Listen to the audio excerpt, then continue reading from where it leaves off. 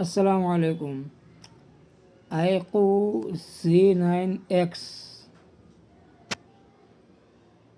इसका अपडेट आ चुका है, सिक्योरिटी अपडेट देख लेते हैं। Settings, system update. तो इसका अपडेट कुछ इस तरह से है, 283 MB का। सिस्टम में अपडेट किया है, ऐप में अपडेट, नोट्स में अपडेट। तो इसको कर लेते हैं डाउनलोड।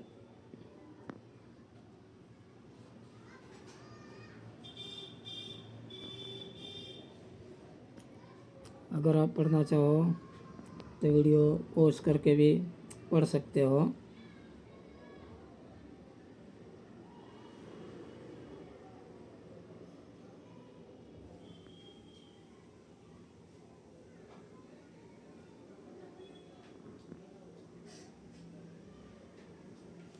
अस्सलामुअलैकुम।